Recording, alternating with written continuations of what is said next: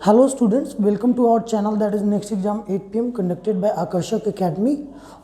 मैं सुभाष कुमार आपको हाइड्रोलिक्स पढ़ा रहा हूँ सिविल इंजीनियरिंग के लिए। लास्ट क्लास में हमने कुछ न्यूमेरिकल्स देखे थे based on the properties of fluid और न्यूटन्स लॉ ऑफ विस्कोसिटी पे भी न्यूमेरिकल देखे थे हमने। आज की क्लास में हम कुछ और न्यूमेरिकल्स देखते हैं जो कि आप ऑलरेडी थ्योरी पार्ट पढ़ चुके हो। तो ये अगला न्यूमेरिकल है आपका, that is determine the bulk modulus of elasticity of a fluid which is compressed in a cylinder of volume 0.0009 meter cube at 70 Newton per centimeter square pressure to a volume of 0.0085 meter cube at 270 Newton per centimeter square pressure। मतलब कि कोई एक cylinder है जिसमें कि pressure increase कर रहा है 70 से 270 न्यूटन पर सेंटीमीटर स्क्वायर, तो वॉल्यूम कितना डिक्रीज कर रहा है 0.009 से 0.0085 मीटर क्यूब वॉल्यूम डिक्रीज करके आ रहा है। मतलब कि यहाँ पे हमें निकालना है बल्क मॉडुलस। तो सबसे पहले गिवन डेटा लिखेंगे, that is given data, given data. तो यहाँ पे P1 is equal to 70 newton per centimetre square है, ठीक है। 70 newton per centimetre square. P2 is equal to 270 newton per centimetre square. तो DP अगर हम लोग निकालेंगे तो DP इज इक्वल टू क्या होगा, P2 माइनस P1 होगा, दोनों प्रेशर का डिफरेंस। तो 270 से 70 घटाएंगे तो बचेगा कितना, 200 is equal to 200 Newton per centimetre square, ठीक है। तो ये हमारा आ गया DP की वैल्यू। P2 माइनस P1 किया, उसके बाद क्या दे रखा है तो V1, V1 is equal to दे रखा है, दैट इज 0.009 मीटर क्यूब, ठीक है। एंड V2 कितना दे रखा है, V2 is equal to 0.0085 metre cube, ये V2 की वैल्यू है। तो अगर यहाँ पे DV हम निकालेंगे, DV इक्वल टू तो V2 माइनस V1 आएगा, ठीक है, इज इक्वल टू 0.0085 माइनस करेंगे 0.009, तो ये आएगा 0.0005 मीटर क्यूब। ये DV का वैल्यू हो गया, ये नेगेटिव में आएगा, ठीक है। ये जो प्रेशर आएगा वो नेगेटिव, वॉल्यूम का जो डिफरेंस जो आएगा वो नेगेटिव में आएगा। तो हम लोग जानते हैं bulk modulus is equal to K is equal to, हमने फार्मूला पढ़ा था DP divided by minus DV by V, जहाँ पे V क्या होगा, इनिशियल वॉल्यूम होगा, ठीक है। तो DP कितना हमने निकाला था 200 न्यूटन पर सेंटीमीटर स्क्वायर को हम लिख सकते हैं 200 into 10⁴ newton per metre square. ये कैसे हुआ, तो 1 centimetre is equal to 100 centimetre is equal to होता है 100 सेंटीमीटर इजकल टू होता है 1 मीटर, ठीक है। तो यहाँ पे 100 को 10⁻² भी लिख सकते हैं, तो 10⁻² cm इजकल टू 1 मीटर। दोनों साइड स्क्वायर करेंगे तो आएगा 10⁴ centimetre square is equal to 1 metre square. तो 1 metre square is equal to 10⁴ centimetre square, यानी 1 centimetre square is equal to, हम फाइंड करें 1 centimetre square to 10⁻⁻⁴ metre square, ठीक है। तो यहाँ पे हम 1 सेंटीमीटर स्क्वायर को मीटर में कन्वर्ट करेंगे तो 10⁻⁻⁴ आएगा, ठीक है। तो ये पर मीटर स्क्वायर है, मतलब कि नीचे है, तो अगर इसको 1 से डिवाइड कराएं तो 1 divided by cm square is equal to कितना आएगा, 1 डिवाइडेड बाई 10⁻⁴ मीटर स्क्वायर, ठीक है। या इसको further 1 divided by cm square is equal to 10⁴ divided by metre square कर सकते हैं। तो 1 डिवाइडेड बाई cm स्क्वायर की जगह पे हम 10⁴ डिवाइडेड बाई मीटर स्क्वायर हमने यहाँ पे पुट किया, ठीक है। तो ये मैंने आज समझाया, इसके आगे मैं मतलब डायरेक्टली जहाँ भी सेंटीमीटर स्क्वायर होगा वो डायरेक्टली 10⁴ मीटर स्क्वायर ये पर मीटर स्क्वायर में कन्वर्ट कर दूंगा। ठीक है, तो यहाँ पे आप हमेशा ये चीज़ ध्यान रखोगे, ये कन्वर्शन हमेशा ध्यान रखोगे। ये कन्वर्शन बहुत इजी था, ये किसी भी सेंटीमीटर को मीटर में बदलने के लिए हम ये कन्वर्शन हमेशा यूज़ करते हैं। ठीक है, तो देखते हैं हमारे क्वेश्चन पे आते हैं। तो 200 इंटू 10⁴, ठीक है, divided by minus of minus, और इसका वैल्यू माइनस में था तो 0.0005 divided by initial value of volume कितना था 0.009 मीटर क्यूब। अब इसको जब आप फाइनली कैलकुलेट करोगे तो it will come 1.948 sorry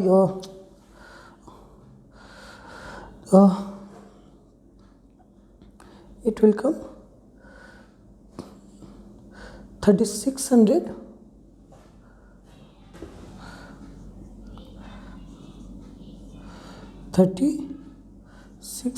into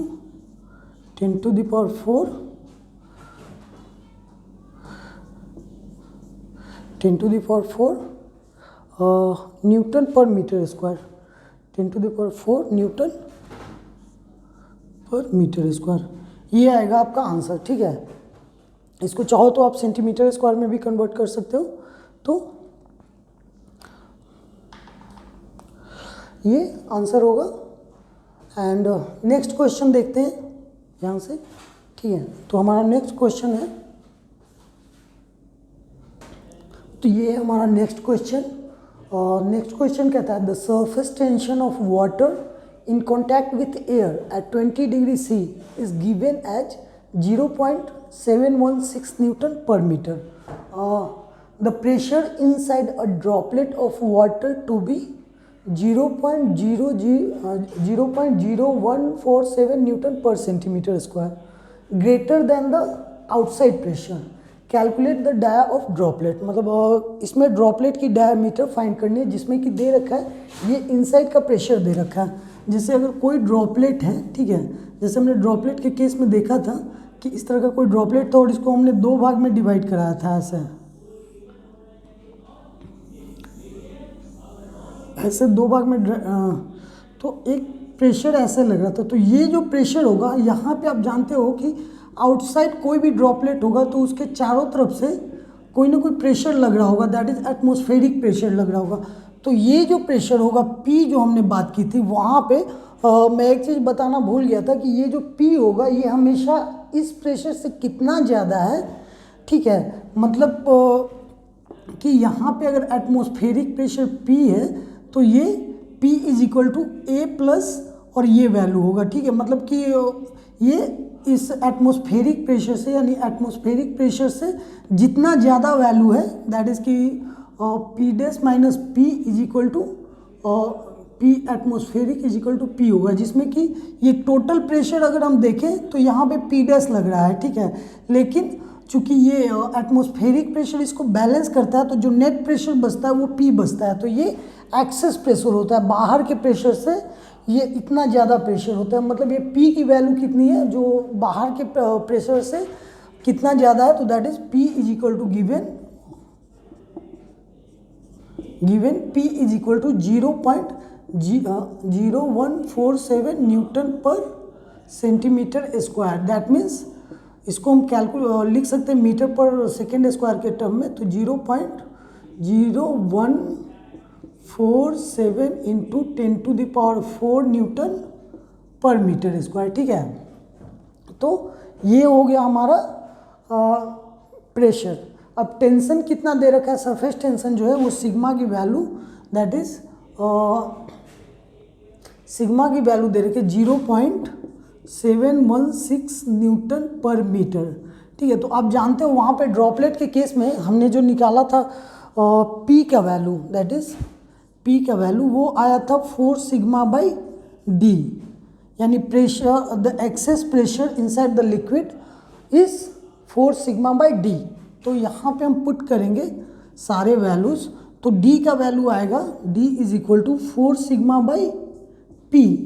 अब वैल्यूज़ पुट करते हैं तो 4 इंटू यहाँ पे सारे वैल्यूज़ पुट करेंगे दैट इज 4 इंटू 0.716 और ये होगा 0.0147 इंटू 10⁴। अब इसको आप जब कैलकुलेट करोगे तो it will come d 1.948 into is equal to d is equal to 1.948 into 10⁻³ metre. ठीक है, तो आप जानते हो कि एक जैसे हमने कन्वर्शन किया था वहाँ पे कि एक 1000 mm is equal to 1 metre होता है। ठीक है, तो 10⁻³ mm इज इक्वल टू कितना होगा 1 मीटर। 1 मीटर तो 1 mm is equal to 10⁻³ metre, यानी ये अगर 10⁻³ मीटर को हम कन्वर्ट करें तो इसको लिख सकते हैं 1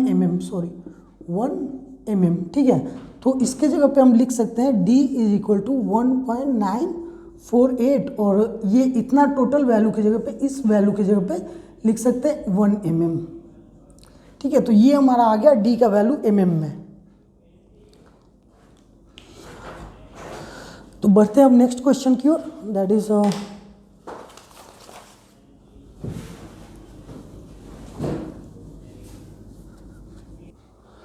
ये हमारा नेक्स्ट क्वेश्चन कह रहा है the surface tension of water in contact with air is given as 0.0725 newton per metre. Okay, the pressure outside the droplet of water of diameter 0.02 mm is atmospheric 10.32 newton per centimetre square. तो कह रहा है calculate the pressure within the droplet, मतलब कि एक कोई droplet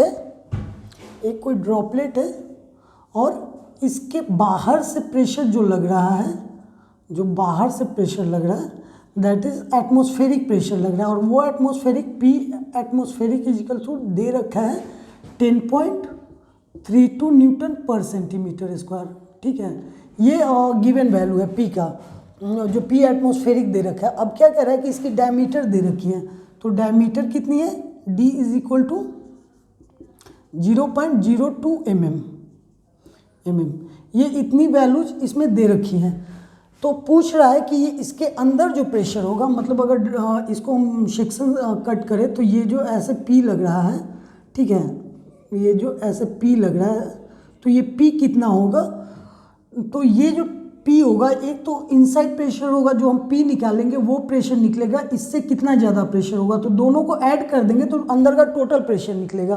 तो ये चीज़ आप लोग ध्यान रखना कि यहाँ पे जो प्रेशर होता है, ये जो पी हम निकालते हैं वो इस प्रेशर से जितना ज़्यादा प्रेशर होता है उसका वैल्यू होता है। तो अगर कोई टोटल प्रेशर पूछे तो आप क्या करोगे कि इस बाहर वाले प्रेशर को, जो कि जनरली एक एटमॉस्फेरिक प्रेशर होता है, अगर आपको कुछ नहीं दे रखा है एटमॉस्फेरिक वैल्यू का, तो आप लिख सकते हो P atmospheric equal to 101,325 newton per metre square, इतना प्रेशर एटमॉस्फेरिक प्रेशर लगता है। ठीक है, तो यहाँ पे चूंकि एक वैल्यू दे रखा है that is 10.32 newton per centimetre square, ये बाहर से प्रेशर लग रहा है, तो हम इसी वैल्यू को लेंगे। ठीक है, तो देखते हैं क्या और क्या क्या है। तो given D is equal to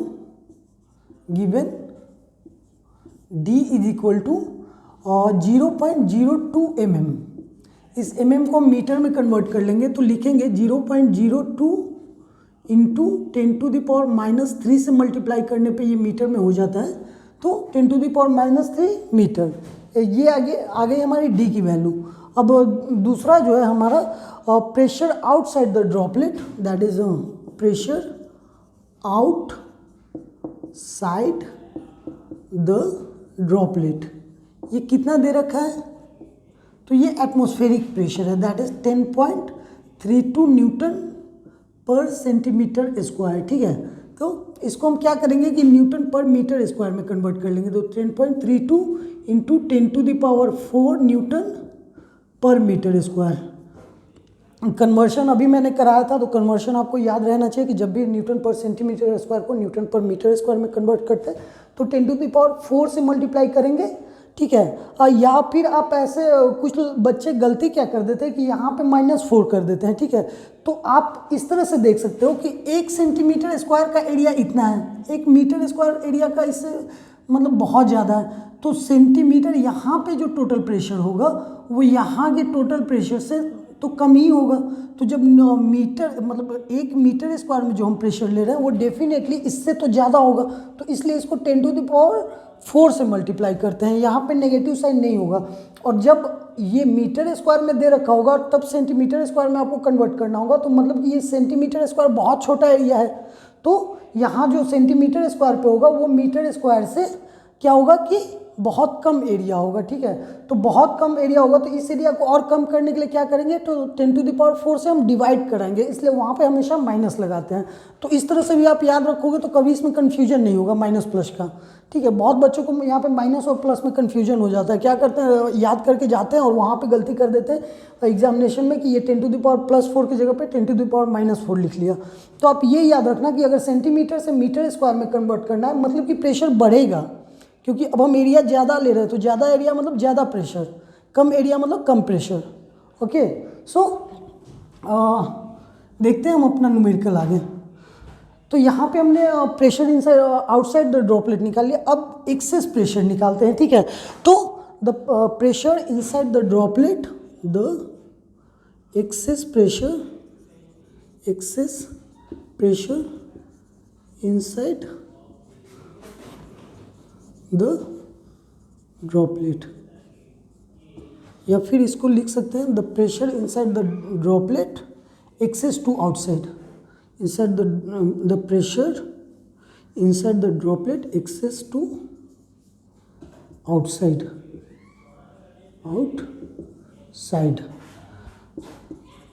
that is P = 4 σ/d है हमारा। तो 4 सिग्मा की वैल्यू दे रखी है, आई थिंक सिग्मा की value given as 0.0725 newton per metre. इसमें न्यूटन और मीटर है, दोनों ऐसा ही यूनिट है, तो इसमें किसी भी कन्वर्शन का जरूरत नहीं है। हम मैक्सिमम न्यूमेरिकल बनाते वक्त कोशिश करते हैं कि सारे ऐसा यूनिट ले जिससे कि आपको आगे चल के आंसर ना बदले। अगर आप कोई एक भी यूनिट छोड़ दोगे सीजीएस में या एमकेएस में तो मे भी आंसर आपका चेंज हो जाएगा। इसलिए आप क्या करोगे कि सारा यूनिट आप एसआई यूनिट मान के चलोगे, ठीक है। अगर नहीं एसआई यूनिट में दे रखा है तो आप वहीं पे कन्वर्शन लिख लोगे, जो भी गिवन डेटा लिखोगे उसी टाइम आप कन्वर्ट कर लोगे उसको, जैसे मैं कर रहा हूँ उसी टाइम मैंने कन्वर्ट कर लिया। इसके कारण आगे मुझे दिक्कत नहीं होगी। अगर लास्ट में आंसर अगर न्यूटन पर सेंटीमीटर में स्क्वायर में पूछ रहा है या कुछ मतलब सीजीएस यूनिट किसी भी यूनिट में पूछा है तो हम फिर लास्ट में क्या करेंगे कि एसआई टू सीजीएस कन्वर्ट कर लेंगे। इससे कभी भी आपको कन्फ्यूजन नहीं होगा एग्जाम में, ठीक है। तो ये 4 σ/d करते हैं, तो 4 इंटू सिग्मा की वैल्यू 0.0725 न्यूटन पर मीटर था, और ये डी की वैल्यू था 0.02 इंटू 10⁻⁻3। अब जब आप इसको कैलकुलेट करोगे तो it will come around 14,500 newton per mm square is equal to 14,500 newton per metre square, sorry mm square बोल दिया था। हाँ, तो ये आएगा वैल्यू जो कि क्या ये वाला प्रेशर है, ठीक है, ये प्रेशर है। अगर हम टोटल प्रेशर की बात करेंगे कि यहाँ पे टोटल प्रेशर कितना लग रहा है, तो इस प्रेशर को जोड़ना पड़ेगा क्योंकि इतना प्रेशर तो उसको बैलेंस करने में खर्च हो जा रहा था। तो टोटल प्रेशर इनसाइड द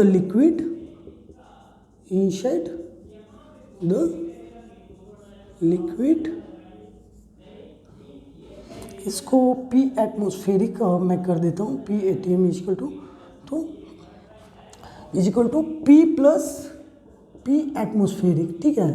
तो P हमारा 14,500 इंटू ये प्लस 10.32 इंटू 10⁴। ये जब आप इसको ऐड करोगे तो ये आ जाएगा 11.77 इसको 10⁴ के टर्म में करने के लिए 1.45 इंटू 10⁴ करके आप ऐड कर सकते हो, तो 11.77 into 10⁴ newton per metre square, या फिर इसको लिख सकते हो 11.77 Newton per centimetre square. Just power 4 को हटा देंगे तो सेंटीमीटर स्क्वायर में हो जाएगा। ठीक है, तो ये हमारा इसका आंसर। इसमें कुछ भी नहीं करना था, बस ये कॉन्सेप्ट समझना था कि बाहर से कुछ प्रेशर लग रहा है और ये जो अंदर का प्रेशर है पी, जो हमारे फॉर्मूला में जो प्रेशर होता है वो बाहर से उतना ज़्यादा प्रेशर होता है। तो अगर टोटल प्रेशर पूछे तो हम इस प्रेशर को ऐड कर देंगे तो टोटल प्रेशर निकलेगा। ठीक है, तो ये कॉन्सेप्ट आप हमेशा याद रखोगे। देखते हैं अब नेक्स्ट क्वेश्चन।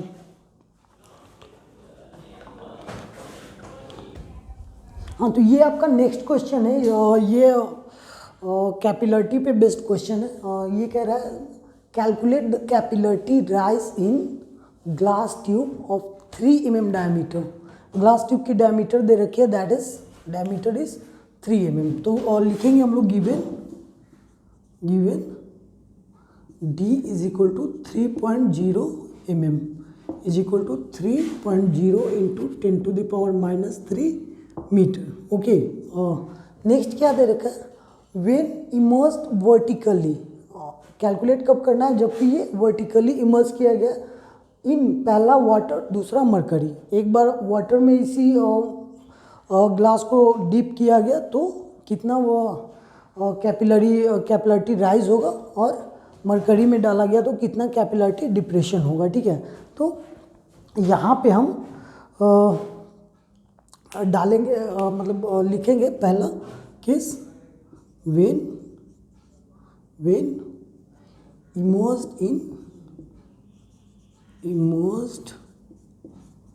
In water. तो उस केस में हमारा इक्वेशन क्या होता था, h is equal to height, h is equal to 4 sigma cos theta divided by rho G D. इसमें रो की वैल्यू क्या होगी, रो वाटर होगी। ठीक है, तो rho water is equal to, we know that rho water is equal to 1000 kg per metre cube. ठीक है, तो यहाँ पे हम सारे वैल्यूज रखेंगे। 4 इंटू सिग्मा फॉर वाटर के लिए कितना दे रखा है, और कुछ वैल्यूज दे रखे। Take sigma for water is equal to 0.0725 newton, sigma for mercury is equal to 0.52 newton per metre, और specific gravity for mercury is equal to 13.6। Okay, so 4 into sigma की वैल्यू हम पुट करेंगे, that is 0.0725। उसके बाद हम क्या करेंगे, cos theta. तो वाटर के केस में ये जो कॉस थीटा लेते हैं, ठीक है, तो कॉस 0 डिग्री लेते हैं। तो यहाँ पे मैं लिख देता हूँ, in case of water theta is equal to 0 degree, इसलिए cos theta is equal to cos 0 degree is equal to value आ जाएगा इसका 1। ठीक है, तो यहाँ पे मैं डायरेक्टली 1 पुट करता हूँ, और रो ऑफ वाटर यहाँ लेंगे, दैट इज 1000 इंटू जी की वैल्यू 9.81 और डी की value it is given already 3.0 into 10⁻³ metre, 3.0 into 10⁻³ metre. And once we will get done with the calculation, you will get the value, that is 9.8538 into 10⁻³ meter. To convert this in millimeter, you just have to remove this power, that is 10⁻³ and the value will become 9.854854 meter, mm. This will be the rise of capillary rise. ठीक है, h, the value of h means 9.854 mm water will rise. Okay, so rise in the tube. The next condition is when glass is immersed in mercury. So we will write the second condition, that is it was A, and that is B. Second condition, when immersed in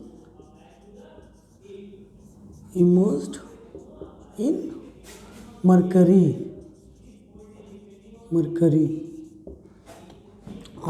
For mercury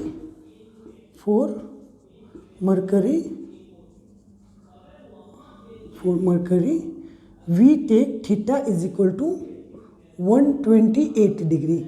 We already had discussed in problem. So the value of theta is equal to 128 degree. So H is equal to mercury, H is equal to 4 sigma cos theta divided by rho g d, and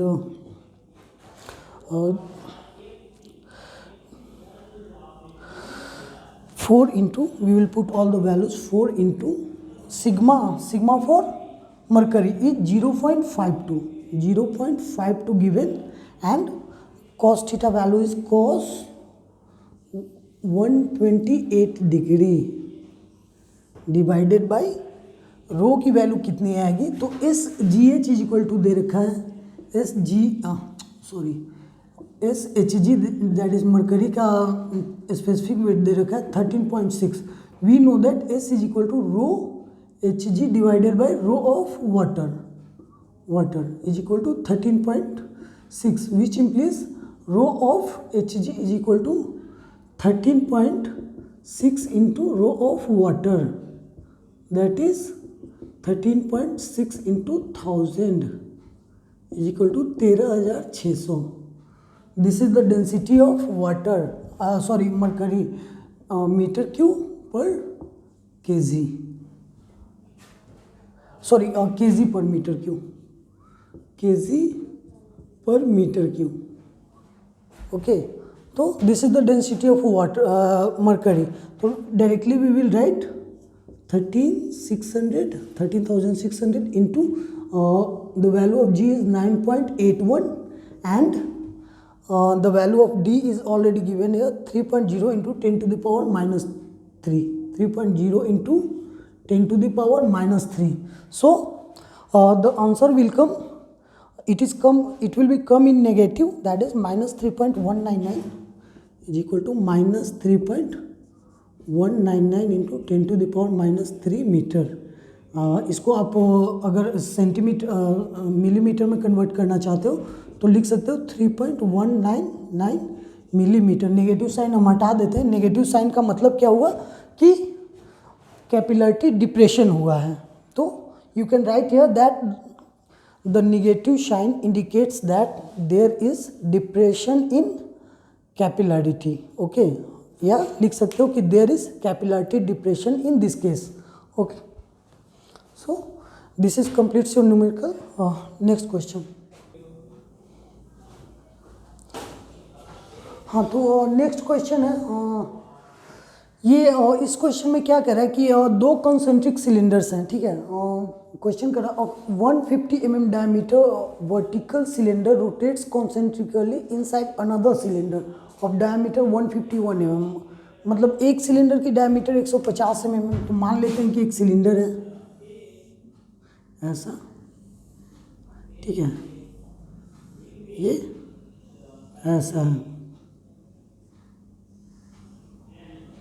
ये cylinder है. अब इससे थोड़ा सा ज़्यादा एक और cylinder है, दैट इज 151 mm, और ये ऐसे है. ठीक है,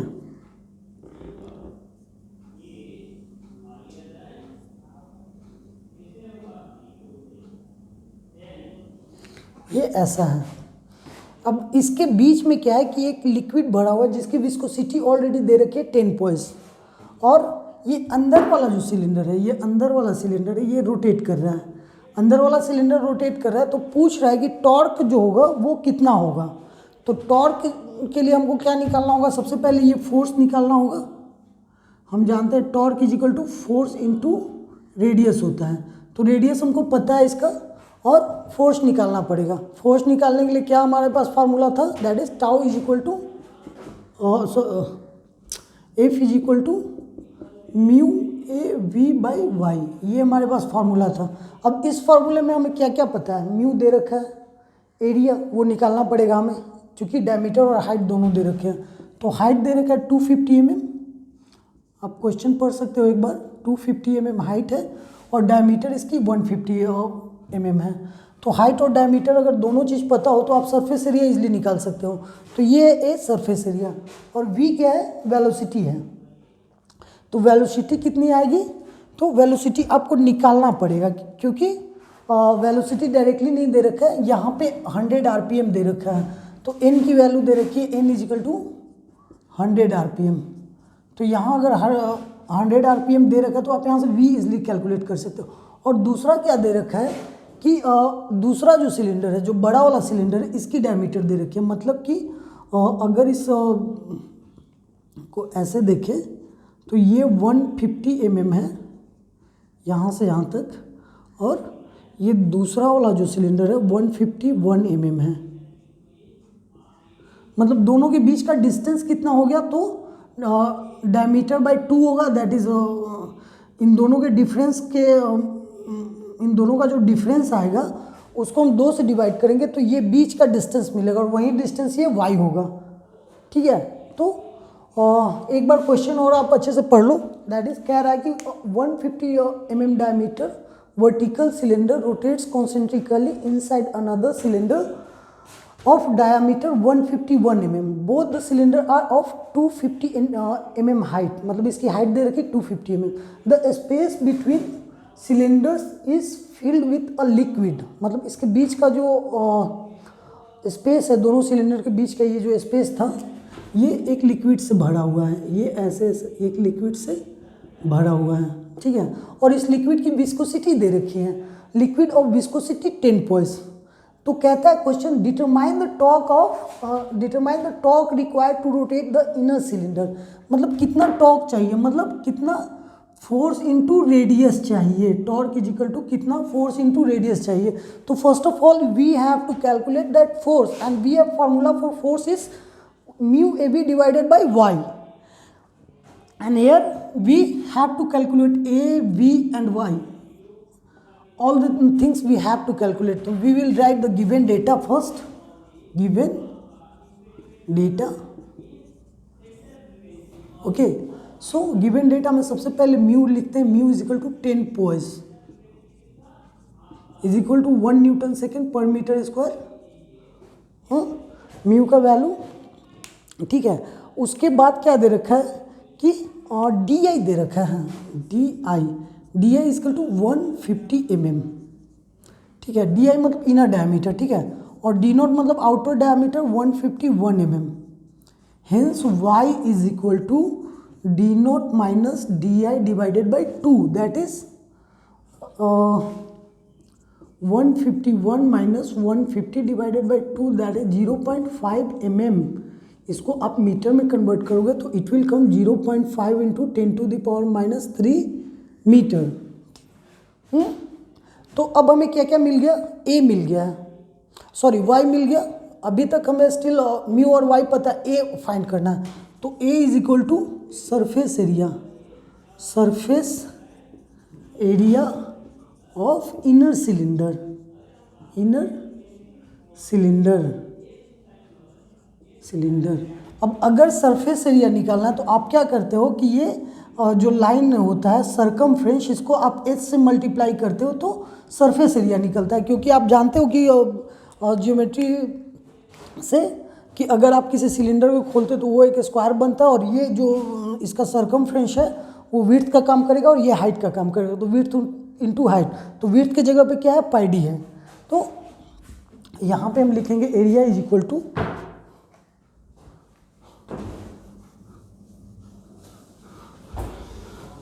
cylinder is equal to pi D into H is equal to pi into D की वैल्यू 150 इंटू 10⁻³ करेंगे, इसको मीटर में लिखेंगे क्योंकि 1 mm में, इंटू h की वैल्यू 250 इंटू 10⁻³ अभी एरिया आप कैलकुलेट करोगे तो area is surface area is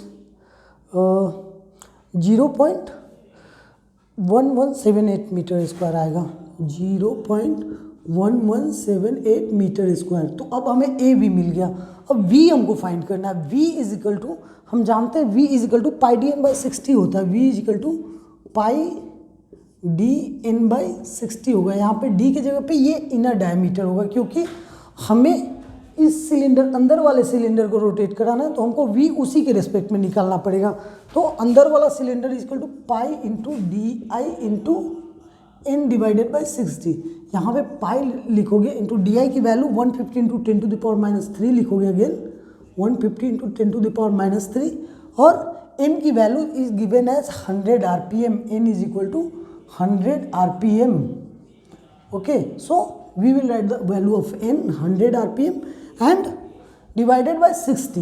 Once you will get this calculation, तो you will get v is equal to 0.7854 meter is equal to 0.7854 meter per second. अब now you will know the all the values, that is mu a v, सारे values आपको अब पता है। अब आप directly formula लगा सकते हो। तो f is equal to mu A V divided by Y.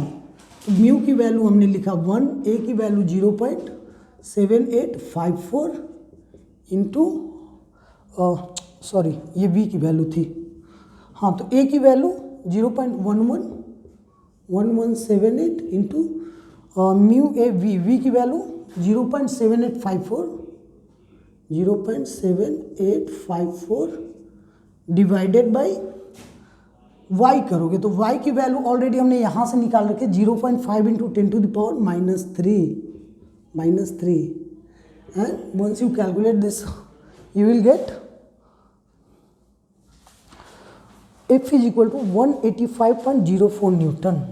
185.04 newton, ये हमारे फोर्स की वैल्यू आ गई। But our question is saying determine the torque required. It is not only about the force, we have to calculate torque. So again we will write torque is equal to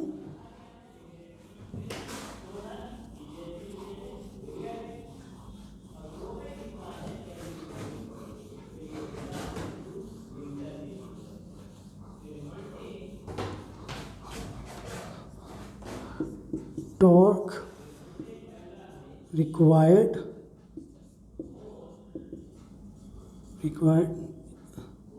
ये, इसको हम T से denote करते हैं, ठीक है। तो T is equal to F into small R I means DI by 2, मतलब इनर सिलेंडर के डायमीटर डिवाइडेड बाई 2, ठीक है।